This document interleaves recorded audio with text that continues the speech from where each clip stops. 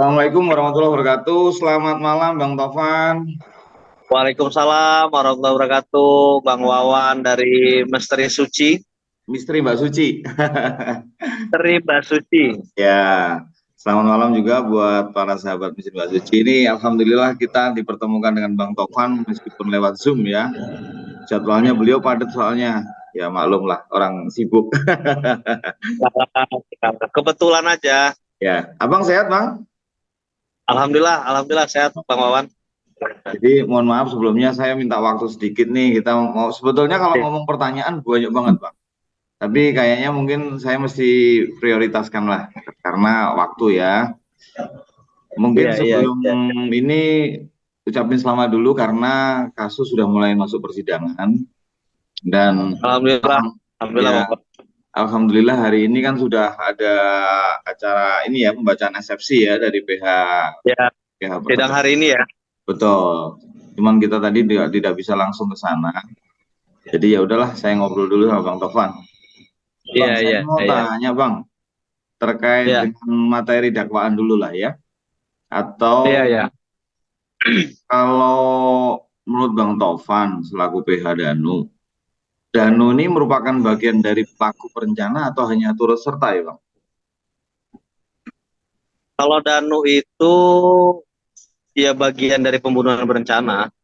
Oke. Kan ini kan ya pembunuhan ini kan dilakukan oleh 5 orang Mm-mm. yang tidak ada turut serta ya, menurut saya mereka semua pelaku yang sudah direncanakan, tapi memang porsinya kalau Mm-mm. Danu itu kan memang digunakan Pak Yosep untuk membantu melakukan pembunuhan tersebut gitu loh, sehingga skenario dari awal Mm-mm. Danu nggak ikut gitu. Danu itu sejak dari warnet saja itu start dia tuh diminta bantuan gitu loh.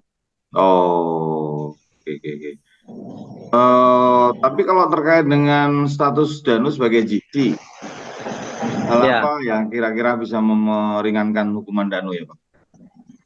ya, yang pasti kita sama-sama tahu bahwa kasus ini tanpa ada penyerahan diri Danu, tanpa ada pengakuan Danu, Oke. menurut saya kita mungkin tidak tidak pernah terbayang akan mengalami proses sidang yang sampai hari ini gitu loh, Bang Mm. Wawan. Sehingga Ya. menurut saya dengan dengan kan LPSK kemarin juga pada saat mengabulkan JC-nya Danu itu menjalankan berbagai macam ujian, berbagai macam hal teknis gitu ya agar mereka benar-benar yakin bahwa Danu layak untuk dikabulkan JC-nya. Sehingga berkali-kali berulang-ulang LPSK mengikuti rekonstruksi, Mm-mm. terus LPSK memonitor langsung, melihat langsung pada saat Danu di BAP dengan penyidik gitu loh, sehingga di situ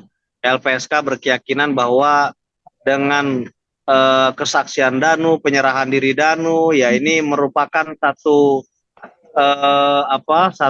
jalan yang sangat baik untuk membongkar perkara ini. Tanpa ada itu saya yakin sulit untuk Ya, ya, dibongkar, Bang Wawan. Nah, betul. perkara ini sudah Dua sudah tahun lebih memang ya. diskenariokan, ya sudah diskenariokan untuk tidak terbongkar gitu, Bang Wawan.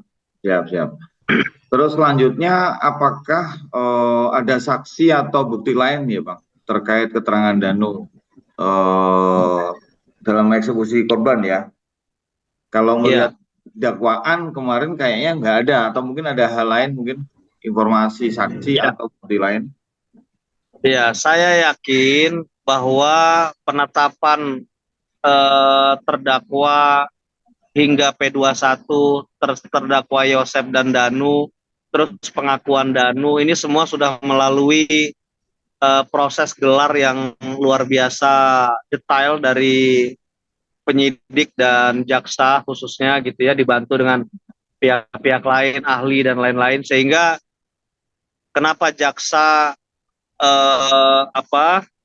memp21kan perkara ini sehingga untuk disidangkan, saya yakin jaksa juga sudah memegang banyak alat bukti dan saksi, Bang Wawan. Jadi Oh, pada oke. saat kejadian memang hanya mereka berlima pelakunya, tetapi Hmm, yang melihat, yang lewat TKP atau yang pagi-pagi diajak terdakwa Yosep masuk ke dalam rumah hmm, yang hmm. dia panik manggil, nah itu kan semua jadi saksi. Terus si siapa itu Pak RT misalnya gitu, Bang Ya, Wawan, Pak Ujang ya. Pak Ujang Jahri, ya. Ya, dan banyak lagi gitu, misalnya mungkin saksi tukang serabi dan lain-lain. Nah, itu Ya, ya, ya. saya rasa sudah disiapkan semua untuk memperkuat dakwaan JPU gitu, Bang Wawan. Oke. Selanjutnya Bang, kalau bicara konsekuensi nih, misal terhadap Danu ya Bang, sebagai klien Abang. Rupanya Ya, Pak Yosef, Mimin, Arigi Abi itu mampu membuktikan alibinya di persidangan. Karena apa ya Bang? Kita ngomong gimana? terjeleknya ya. Gimana diulangi, Bang? Konsekuensi terjelek buat Danu nih, bila mana ternyata Ya. Yosef, Mimin, Arigi Abi itu mampu membuktikan alibinya di persidangan. Ya, kalau saya sih tidak sampai berpikir ke situ, karena saya meyakini bahwa proses ini sudah, kan kepolisian menetapkan tersangka itu juga dengan tidak main-main. Artinya Betul. mereka juga harus mempertanggungjawabkan penetapan tersangkanya. Dibuktikan Hmm. pihak Oh. mereka yang 3 itu sudah mengajukan pra peradilan. Hmm. Pra peradilan yang diajukan ini kan untuk menguji penetapan tersangka. Jadi Betul. kalau kemarin pra peradilan mereka menang, berarti yang 3 ini bebas dari jeratan hukum, kan gitu. Ya, Ternyata kita ditolak. ketahui bersama bahwa pra peradilan ditolak untuk seluruhnya, sehingga menurut saya sudah jelas ada alat bukti yang kuat untuk menetapkan mereka sebagai tersangka. Nah, di jaksa membuat dakwaan sesuai bukti, sesuai saksi, keterangan saksi, dan sesuai hasil rekonstruksi. Makanya pas saya lihat kemarin dakwaan, ya menurut saya dakwaan sudah baik karena itu sesuai dengan rekonstruksi yang sudah berkali-kali, dari prarekonstruksi sampai rekonstruksi yang sebenarnya lah gitu ya, yang Ya, ya, resmi ya. gitu. Jadi Betul. menurut saya, dan di sini kan majelis hakim memiliki hak prerogatif, memiliki kepercayaan untuk menentukan putusan yang seadil-adilnya, sehingga Betul. saya yakin di sini hakim berbagai macam lah alibi yang akan disampaikan oleh para terdakwa atau tersangka gitu ya, yang 3 ini yang belum, atau terdakwa Yosef, ya menurut saya kita yang awam saja melihat kronologis alur cerita sudah bisa memprediksi, kok kayaknya pelakunya ini loh, kok sepertinya pelaku utama ini terdakwa Yosef loh, kan gitu. Ya, ya. Apalagi majelis hakim gitu, Bang Wawan, sehingga saya meyakini apa yang sudah menjadi alat bukti, saksi, dan kemudian pengakuan Danu ini mengaku bukan sebagai saksi, tetapi Danu ini mengaku sebagai pelaku, Ya, sehingga tidak ada kepentingan di situ, Bang Wawan. betul. Apa kepentingannya Danu? Apakah dia mau menguasai yayasan? Saya rasa tidak. Tidak. Apakah dia mau mengambil harta yayasan? Saya rasa tidak mungkin gitu loh. Betul. Sehingga menurut saya dari semua pelaku memang yang paling rendah kapasitasnya di sini adalah Danu gitu. Karena dia tidak ada kepentingan. Coba kalau yang lain, ada Pak Yosef, ada Ya, Mimin, ada Arigi, ada Abi, mereka semua punya kepentingan di yayasan, kan gitu. masih ada potensi arah ke sana ya.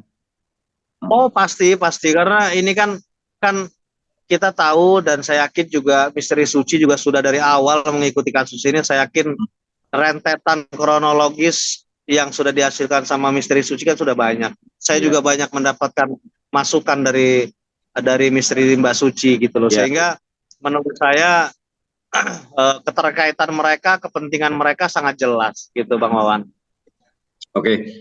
Tadi tertarik, Abang kan sebutin terkait dengan rekonstruksi.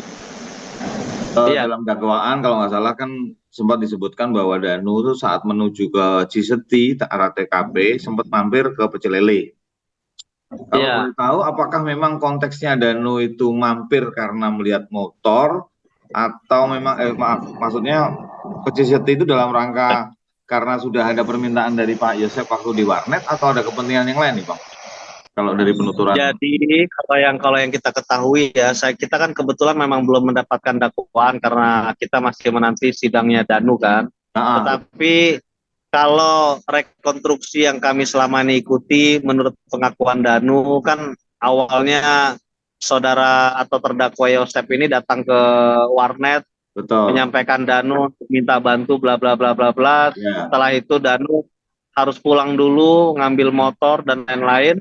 Nah, si Yosef itu nunggu di Pecel Lele. Pecel Lele ini kan kebetulan pasti dilewati ya, pada saat Danu mau ke TKP tuh. Kalau kita ke TKP pasti dilewati. Sehingga di betul. situ Danu berhenti. Nah, disitulah Danu sama Pak Yosef berinteraksi di situ, saling ngobrol, dan Pak Yosef di situ sudah mengarahkan sampai Pak Yosef menyampaikan bahwa posisi golok nanti ambilin golok ya Nu, golok di situ itu juga di Pecel Lele gitu Bang Wawan.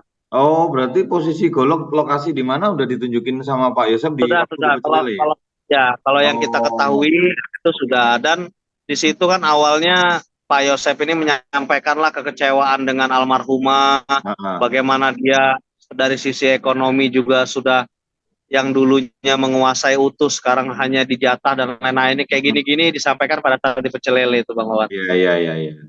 Terus ini Bang, terkait kedatangan Danu klien Abang di TKP kan 2145 Bang.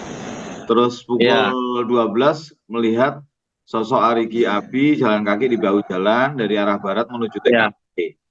Pertanyaan saya, iya. apakah tidak ada keterangan dari klien Abang yang menjelaskan adanya 5 orang di depan TKP itu ya Bang? Yang kan kesaksian Wildan itu kan ada tuh jam 23.45 tuh. Ada 5 orang di teras tuh Iya. nggak apa Danu tidak melihat ya Bang? Jadi kalau menurut kesaksian Danu, memang saat itu kan Danu tidak pegang handphone dan tidak pakai jam. Artinya memang kalau kita bicara jam itu prediksi-prediksi perkiraan. Oh, Nah, oke. tetapi Hmm. sesuai kesaksian Danu, memang pada saat dia disuruh standby di situ, Hmm. melihat suasana, melihat situasi dan lain itu kan situasinya gelap sekali gitu Bang Wawan. Betul, Dan betul. yang memang yang hanya dilihat sama dia sekelebat Arigi sama Abi masuk. Terus pada Oh. saat di dalam rumah sekelebat Bu Mimin masuk langsung menuju kamar mandi. Jadi Hmm. memang ya namanya situasi begitu, kita coba membayangkan kalau kita dalam posisi begitu pasti situasi yang sangat deg-degan, situasi yang sangat ketakutan, situasi Ya, yang sangat panik ya. sangat paniknya luar biasa gitu. Jadi hanya itu yang disaksikan oleh Danu dan itu yang dilakukan pada saat rekonstruksi Bang Wawan. Berarti benar, berarti kesaksian Wildan mungkin Danunya nggak melihat ya, bisa jadi ya. Karena Iya, malamnya tadi, iya betul, betul. Oh, betul. Ya, ya gitulah. Lagi-lagi hmm, kita bicara dalam situasi yang benar-benar crowded sekali dan ini mau mau ada perlakuan yang luar biasa terhadap almarhumah. Saya yakin pada saat itu lima-limanya ini dalam kondisi yang, khususnya Danu ya, itu dalam kondisi yang tertekan luar biasa. Kalau yang lain kan saya yakin sudah direncanakan dari jauh-jauh hari gitu loh. Jadi mereka sudah sesuai schedule. Nah, Danu ini kan orang yang di luar schedule. ya, Tetapi Danu harus hadir di situ, harus taat di situ gitu, harus menurutin apa kata terdakwa Yosef gitu Bang Wawan. oke. Terus ini Bang, dalam materi itu kan disebutkan jam 6.30 kurang lebih, Danu kan rencana mau pulang. Tapi Hmm, sebelumnya kan disuruh bersihin lantai di dapur, di ruang tamu, iya, sama di karpet di ruang TV. Nah, ini saya iya, cross check dengan keterangan Abang yang waktu kita rekonstruksi tempo hari kan perkiraan Abang kan pulang dari TKP kan setelah sholat subuh ya, setelah adzan subuh ya, anggaplah jam 5. azan betul. Nah, apakah hal ini tidak ada kesesuaian jam ini karena dampak tidak adanya nggak bapaknya jam tangan itu atau gimana ya, Bang? Ya jadi begini, Hmm. kalau saya meyakini kita saja, saya lah ya, nauzubillah misalnya saya di posisi seperti itu, Ah, saya yang sudah sekolah sampai S3 saja, mungkin masalah waktu, apalagi masalah waktu ya, bahwa itu sebenarnya ya. sebenarnya tidak akan validasinya bisa diragukan lah. Nah, Oh. apalagi seorang Danu yang Hmm. dia tidak pegang handphone, tidak pegang jam. Tetapi kalau dalam rekonstruksi, Hmm. Danu itu sebelum azan sekitar jam 4-an ya, jam 4 atau jam 3 lah. Dia sempat sudah mau pamit sama Pak Yosef. Tapi saat itu Pak Oh. Yosef melarang dia, malah dia disuruh untuk bercak. Jadi bukan membersihkan, dia itu bawa bawa ember, di bawah itu Ah. ini loh, apa kayak nyiprat-nyipratin gitu, Bang Wawan, nyiprat-nyipratin darah, Oh. nyiram-nyiram darah pakai ember begitu. Jadi bersihnya Oh. tidak bisa 100% gitu. Gitu Oh, loh. sorry. Ini maksudnya tuh bukan bersihin darah, tapi malah nyipratin darah ya. Iya, nyiprat. Jadi kan darah ada yang di lantai kan. Ah, Jadi darah di lantai. Terus Danu juga ada nyipratin lokasi yang memang tidak ada darahnya seperti depan pintu. Dia suruh nyiprat-nyipratin air gitu loh. Terus oh, habis itu kan darah ini posisinya kan di kasur sama di ruang belakang ya, di ya ruang di yang sebelum TV. kamar mandi yang tempat ya TV yang tempat dieksekusi Ah, almarhumah ah. Tuti. Di situ banyak gitu loh. Gitu. Hmm. Berarti kalau yang di kamar mandi itu, maaf, yang di kamarnya Amel memang notabene memang itu karena cipratan asli ya, Bang. Bukan yang tadi Abang bilang nyipratin darah ya. Kalau bukan, kalau Danu yang saya ketahui ya, mohon maaf kalau saya salah gitu ya, karena apa namanya mungkin agak-agak lupa sih. Tapi kalau menurut pengetahuan saya, seingat saya, Danu itu banceretin air itu di ruang tengah sampai ruang tamu sampai belakang gitu, sampai yang ibu Tuti itu ditaruh di belakang itulah gitu loh. Ah, ah, ah. Tapi Oh, kalau kamar itu kelihatannya nggak diciprat-ciprat itu benar-benar yang di tembok itu cipratan darah dari almarhumah Amel itu kan oh, ada, dan di situ ada kekosongan itu bentuk orang. Nah itu posisi Arigi di situ tuh oke. gitu. Terus selanjutnya terkait ini Bang, dakwaan yang menyebutkan Pak Yosef waktu datang ke tempat Pak Ida itu kan disebutkan pakai jaket merah dan terutama masih pakai jaket merah. Itu memang betul masuk di BAP-nya Danu atau di BAP-nya Pak Ida ya? Kalau yang kita ketahui itu kelihatannya ya, tapi mohon maaf kalau saya salah, itu nanti itu di BAP-nya Waida, Walilis dan lain-lain, karena kan Oh, kebetulan pada saat Pak Yosef ke sana kan di situ ada adegan di mana Pak Yosef nangis-nangis. Pak mm-mm. Yosef di situ menuduh bahwa dia langsung menyampaikan bahwa yang membunuh ini adalah Mimin Arigi Api. Itu ada kok itu, Oh dan itu waktu dan didengar dengan beberapa orang. itu Hah? waktu tahlilan kalau nggak salah. Yang saya maksud yang pagi, Iya, kalau yang waktu mau ke Polsek, yang waktu mau ke Polsek, oh Oh, kalau yang pagi, ya kalau pagi kan Danu hanya melihat pada saat apa Danu mengetahui, tapi itu juga diketahui oleh Waidanya ya, ibunya ya. Danu masih ah, tidur lah itu di kamar lah. oh, Pak Yosef datang itu, nah itu mungkin dalam BAP Waida itu, Pak oh, Wawan, jaket Bang merah ya. Wawan. Siap, siap, siap. Iya. Hmm. Tuh, panjang sebetulnya ceritanya. Kalau Nggak bicara, apa, kalau panjang pertanyaannya banyak banget ini. gimana Sambil minum gimana. Bang, biar santai, biar santai. Ayo, Eh, silakan.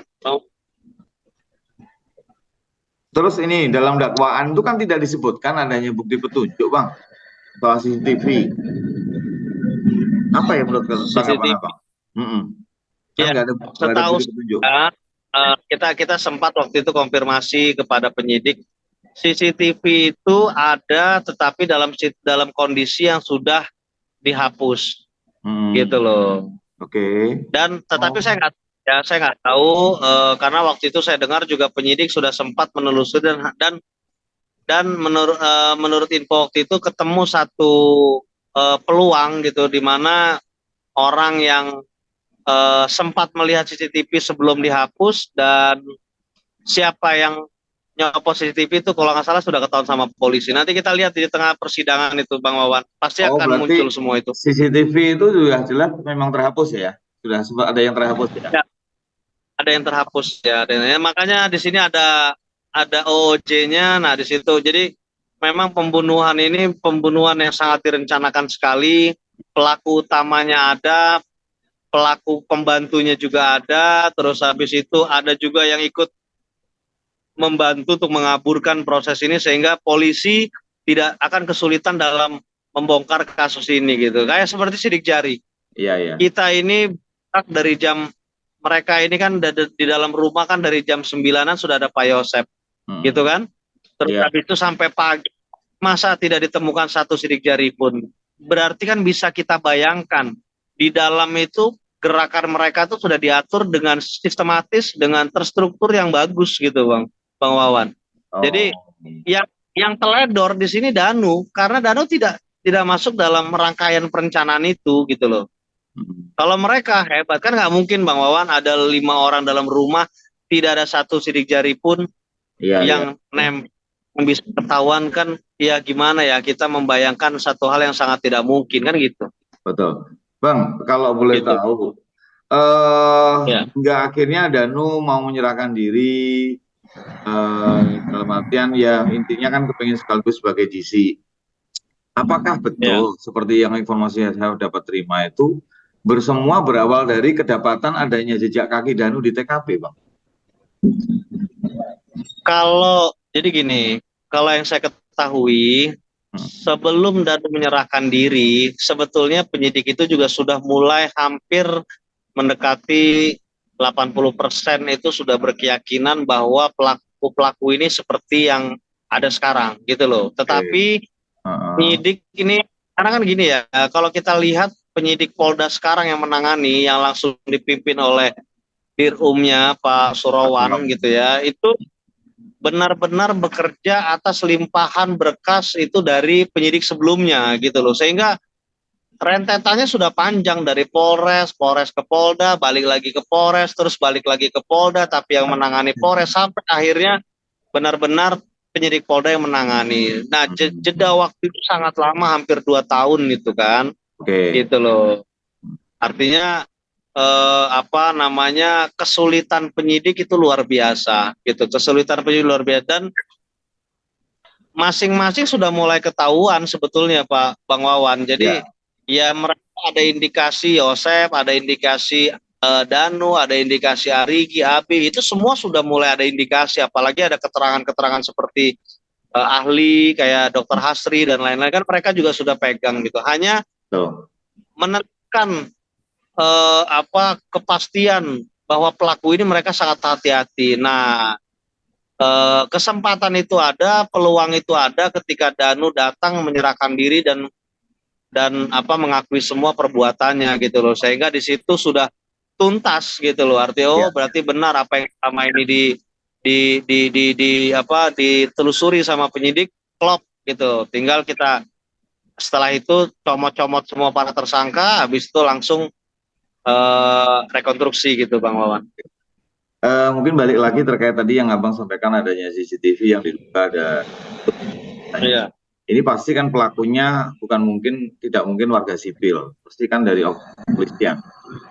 Tapi kalau terkait dengan saya sangkut pautkan dengan saat itu Kabid Humasnya Ibrahim Tombo kan menyebutkan bahwa OOC ini belum ditemukan tindak pidana umum, bahkan cuman kode etik. Kalau sampai sejauh ini, menurut Bang Tovan sendiri, adakah indikasi bahwa OOC itu memang terlibat tindak pidana umum, Bang? Ya, jika nanti bisa dibuktikan bahwa mereka turut membantu mengaburkan satu perkara gitu kan, seperti kasus Sambo lah gitu, ada Ya. perannya masing-masing, itu mereka bisa dipidana. Tapi saya juga belum dapat update terkini itu Bang Wawan terkait pemeriksaan OOJ, karena apa saya juga kurang monitor ya, tapi nanti coba kita akan monitor lagi Bang Wawan. Kita Ya. juga pengen, karena saya dengar Polda ini bukan hanya menangani kasus yang pembunuhannya saja, tapi OJ-nya juga ditangani, ditelusuri sampai TPPU ya. terkait yayasan. Ya, ya. Yayasan juga iya, PU-nya masuk gitu. Iya, iya. Ya, semoga kalaupun seandainya memang ada OC, pihak kepolisian Polda Jabar bisa merilis ya, Bang. Jadi tidak harus ada yang ditutup-tutupin. Nah, harus karena betul betul betul, karena ini kan pembunuhan berencana. Ketika yang 5 ini kan juga standar mereka juga pasti terbatas gitu loh. Ya. Kita mungkin kepintaran ini karena direncanakan dari jauh-jauh hari, mungkin masuklah di angka 30 sampai 50. Tapi yang 50% lagi untuk melengkapi sempurnanya kejahatan ini kan pasti ada yang bantu gitu. Saya yakin itu Bang Wawan. Ya. Bang, kalau bicara berkasnya Danu, kapan ya Bang diajuin itu?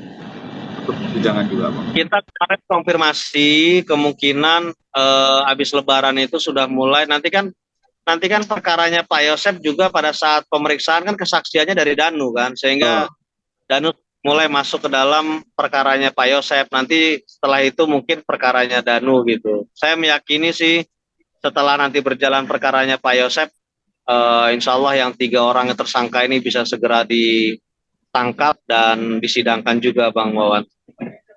Bang Tovan, apakah ada update ya? Kenapa persidangan ini tidak dibarengin gitu ya, Bang? Kayak selayaknya Sambo itu kan dibarengin tuh, OOC maupun beberapa terdakwa yang lain. Jadi begini Bang Wan, kalau menurut analisa saya, kalau Ah, kasus Sambo awalnya mereka membuat pola untuk tidak terbongkar, tapi ah, akhirnya ada salah satu saksi pelaku yaitu Richard Eliezer itu berhasil lah mm-mm. diinterogasi sampai akhirnya dia ngaku dan siap membongkar, kan gitu ya. Betul. Kalau kasus Subang ini beda Bang Wawan. Kasus Subang ini memang diskenariokan untuk tidak terbongkar. Jadi bayangkan sudah lebih dari 2 tahun Ah, mereka memainkan pola framing, mereka memainkan pola pola adu domba, mereka memainkan pola si ini ditumbalin, iya, mereka iya. pokoknya pola mainkan terus sehingga menurut saya ini adalah salah satu strategi juga dari jaksa penuntut umum untuk di split perkara ini sehingga satu persatu bisa diambil keterangan dan bisa diperiksa di pengadilan dengan tanpa ada rekayasa, kebohongan dan lain-lain. Menurut saya begitu Bang Wawan. Karena Oh, kalau mereka jadi satu, ya dikhawatirkan mereka ini akan saling saling kolaborasi gitu Bang Wawan. siap, siap. Jadi menurut saya ini bagian dari strategi lah, strategi Ya, JPU gitu Bang. kita ikutin Apalagi supaya beri yang terbaik ya, Bang. mereka sampai hari ini tidak ada yang mau mengaku atas perbuatannya. Jadi kan ini memang harus pakai pakai Strategi langkah ya. atau strategi gitu Bang. Siap Bang Wawan. Oke. Berarti coba sekarang kita geser sedikit terkait dengan sidang hari ini eksepsi, Bang. Iya, Kalau menurut Abang, tadi kan ada komentar dari PH Pak Yosep menyatakan bahwa dakwaan Premier dan subsidiar ini jatuhnya cuman seperti halnya copy paste, Bang. Tadi kan sempat ada statement seperti itu. Saya iya. lihat di tayangan lah. Kalau menurut Abang sendiri melihat dari data dakwaan Premier dan subsidiar itu kan otomatis JPU sudah mengatur dengan sedemikian rupa. Rupanya menurut PH Pak Yosep beda nih kacamata melihatnya nih. Bagaimana nih? Lagi-lagi ini adalah persidangan Bang Wawan. Dalam persidangan itu biasa di saat di saat klien itu di saat PH itu membela kliennya gitu kan. Nah, ini kadang-kadang kan mereka harus berimprovisasi, Hmm. mereka harus membantah semua. Tetapi menurut saya apa yang sudah dibuat oleh JPO dalam hal ini dakwaan jaksa menurut saya sudah bagus dan semua itu sesuai dari hasil pemberkasan dari penyidik sehingga di situ ada keterangan saksi sekian ratus saksi yang sudah diseleksi lagi, terus ada bukti yang dari sekian ratus bukti sudah diseleksi lagi, terus keterangan danu, rekonstruksi itu sudah lengkap lah. Jadi Oh, menurut saya itu hal biasa kalau dalam persidangan eksepsi itu kan membantah dan juga mencari celah atau berupaya untuk menunjukkan sama hakim bahwa ini ada kelemahan, tapi saya rasa menurut saya eksepsinya akan ditolak. Saya oh, meyakini itu. yakin ya Bang ditolak ya. Oke. Yakin, yakin saya selalu yakin. eh Mungkin terakhir ya Bang. Terakhir nih biar nggak Oh, kepanjangan. Kasihan Abang nanti istirahatnya. Kalau ini lampu bicara mos. dinilai skor 1 sampai 10 Bang, terkait dengan Ya, dakwaan JPO ini udah pasti bisa diterima oleh Ketua Majelis Hakim nggak ya Bang? Secara skor.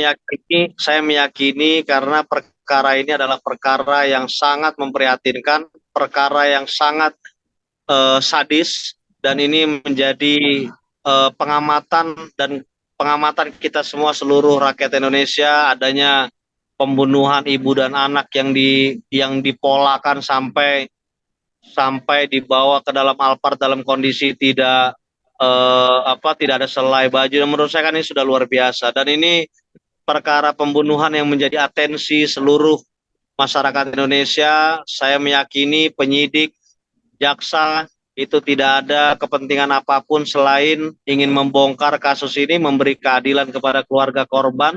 Mm-mm. Jadi saya meyakini hakim memiliki hati nurani, memiliki pandangan.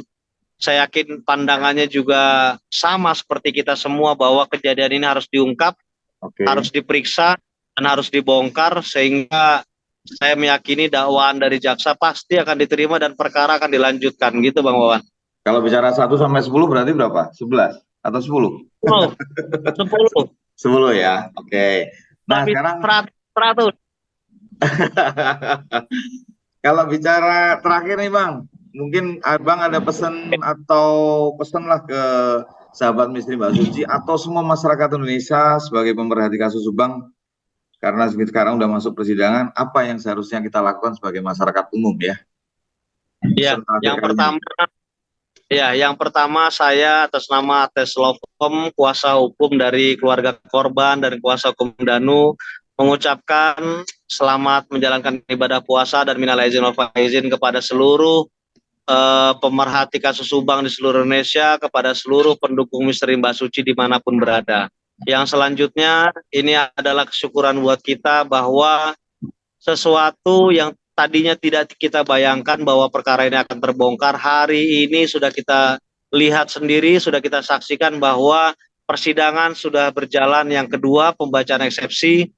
Kita perlu mendukung majelis hakim, kita mendukung JPU untuk benar-benar istiqomah, benar-benar kuat, tidak peduli dan tidak tergoda dengan intervensi-intervensi, agar perkara ini segera terbongkar semua dan para pelaku dituntut, divonis dengan hukuman yang seberat-beratnya sesuai porsinya masing-masing. Ini tanpa ada dukungan dari seluruh masyarakat Indonesia, tanpa ada dukungan dari netizen, keluarga besar misteri Mbak Suci dan youtuber-youtuber lain, saya yakin perkara ini tidak bisa sampai hari ini. Makanya ini kita sampai hari ini merupakan doa kita semua dan perjuangan dari seluruh pemerhati kasus Subang, seluruh youtuber, media, termasuk media misteri Mbak Suci dan penyidik, kepolisian, Polda Jawa Barat, JPU dan seluruhnya. Ini merupakan perjuangan kita semua. Kita tidak ada kepentingan apapun, kita tidak ada hubungan apapun dengan para tersangka gitu ya, dan tidak ada keuntungan apapun yang akan kita dapat dari sini, karena kita hanya ingin memberi keadilan yang seadil-adilnya kepada keluarga korban, dan semoga almarhumah bisa tenang di surganya Allah di sana gitu Bang Wawan. Amin, amin. Sama, niat kami juga memang dari awal membantu untuk kedua almarhumah. Setuju Bang Wawan, setuju. Oke, kalau gitu Abang terima kasih waktunya. Terima kasih. Sehat selalu, salam buat keluarga, jaga kesehatan. Ya. Mohon maaf lahir batin Bang, kalau misal belum sempat ketemu nanti. Amin, nanti kita ngopi ya. Terima kasih banyak. Siap. Oke, terima kasih. Sama Mbak Suci. Ya. Lagi tadarus kajian. Assalamualaikum. Assalamualaikum. Waalaikumsalam Bang. Waalaikumsalam.